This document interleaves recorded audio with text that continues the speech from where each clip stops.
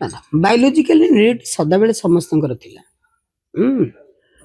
କୋଉ ପୁରାଣରେ ଗୋଟେ ପଢିଥିଲି ମୁଁ ନାଁ ନେବିନି। ଅପ୍ରାପ୍ତ ବୟସ୍କ ବାଳିକାକୁ ନିଜର ଇଏ ବଳରେ ପ୍ରାପ୍ତ ବୟସ୍କା କରି କଣ କୁହୁଡି ଆଚ୍ଛାଦିତ କରି ନୌକା ଉପରେ ତାକୁ ସମ୍ଭବ କଲେ ଆଉ ସୃଷ୍ଟି ହେଲା ଏକ ଐତିହାସିକ ଗାଥା। ସବୁ ମୁନି ଋଷି ମାନେ ବାହା ହେଇଥିଲେ। ରାବଣର ମା ବାପା କିଏ ଆମେ ଜାଣିଛେ, ବିସର୍ବାକୁ ନୈକେଶ। ସବୁ ସାଧୁ ସନ୍ଥ ଆମେ ଯେତେ ମୁନି ମହର୍ଷି ମୁନି ଋଷି ଦେଖିଛୁ ସମସ୍ତଙ୍କର ବାୟୋଲୋଜିକାଲ ଇଏ ଥାଏ। ତା ଭିତରୁ କିଏ ବ୍ରହ୍ମଚର୍ଯ୍ୟ ପାଳନ କରୁଛି ଅଲଗା କଥା। ସେତେବେଳେ ଓପନ କେହି କହିପାରୁନଥିଲେ, ଲୁଚାଚୋପା ଚାଲିଥିଲା। ଏବେ ଡିଜିଟାଲ ଦୁନିଆ, ଯାହା ହଉଛି ଓପନ ହଉଛି, ସେଥିଲାଗି ଜଣା ପଡୁଛି। ନହେଲେ ଆଉ ପପୁଲେସନ କେମିତି ଏତେ ହେଲା? ଆଉ କିଛି ତ କେହି କିଛି ଜାଣିନାହାନ୍ତି, ଆଉ ହଉଛି କେମିତି?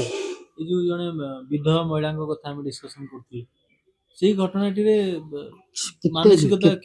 କେତେ ନିନ୍ଦିତ। ମୁଁ ଆଶ୍ଚର୍ଯ୍ୟ, ସମସ୍ତଙ୍କୁ ଏଠି ଆଇନ ଦରକାର। ସମସ୍ତେ ସେ ଯୋଉ ଲୋକଟା ଏମିତି କରୁଛି, ସେଠି ପୁରୁଷ ସମାଜ କରୁଥିଲା କଣ? ତାକୁ ଧରିକି ସେ ଗାଁର ଲୋକମାନେ ତାକୁ ବାନ୍ଧିକି ବାଡେଇବା କଥା ନୁହେଁ? ମାନେ ମାନେ କଣ କହିବ? ତା ମା ଅଛି ଧରିକି ତାକୁ ଗୋଟେ ଅନ୍ଥରା ଦା, ଯୋଉ ଧାନ କଟା ଦାରେ ତା ଲିଙ୍ଗକୁ କାଟିକିରି ସେଠି ଶୁଖିଲା ଲଙ୍କା ବାଟିକି ବୋଳିଦବା କଥା ନୁହଁ? ସେଟା ଏଡେ ଅଭଦ୍ର ଅଶିକ୍ଷିତ ଅନାର୍ଯ୍ୟ ଗୋଟେ 70 ବର୍ଷ ମହିଳାକୁ ଦେଖିଲେ ତମ ମାନସିକ, ତମ ମୁଣ୍ଡ ଭିତରେ ଆସୁଛି କେମିତି ଆସିଲା ଭଦ୍ର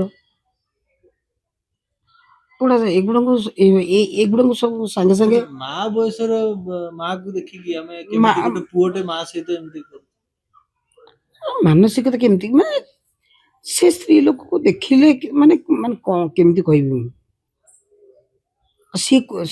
ସେ ଲୋକ ଯୋଉ ଲୋକଙ୍କ ସହିତ ଚଳିକି ଆସିଥିବ, ଭାବ ସେ କଣ କଣ କରିକି କୋଉଠି ଆସିଥିବ। ଯିଏ ଏକଥା କରୁଛି ଦିନ ଦିହି ପରେ ଗୋଟେ ଟ୍ୟୁବଲ ପାଖରେ, ସିଏ ଯୋଉ ଏକାକି କୋଉଠି ଛୋଟିଆ ପିଲା, କୋଉଠି ବଡ ପିଲା, କୋଉଠି ଏକୁଟିଆ, ମାନେ କାହା ସହିତ କଣ ସିଏ କରିଥିବ ଭାବିଲ? ଭରସା ବିଶ୍ୱାସ ତା ଉପରେ ରହିବ? ଆଉ ସେ ଲୋକ ପାଖରେ ତ ମତେ ଲାଗୁଛି ତା ଭଉଣୀ ବି ନିଜେ ସୁରକ୍ଷିତ କେହି ନଥିବେ ନା?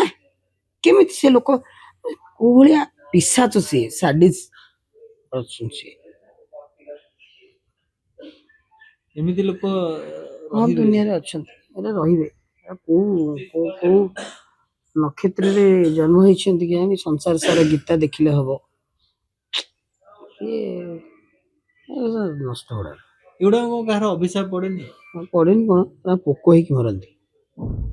ବହୁତ ପୋକ ମାଛି ହେଇକି ମରିବେ, ସେଗୁଡାକୁ ବିଭିନ୍ନ ରୋଗ ହବ। ସେଟା ସେ ସଦାବେଳେ ହନ୍ତସନ୍ତ। ଛି, ସେ ଲୋକ ବିଷୟରେ କଥା କହିଲେ ବି ଜିଭ ଫୁଟକା ହେଇଯିବ।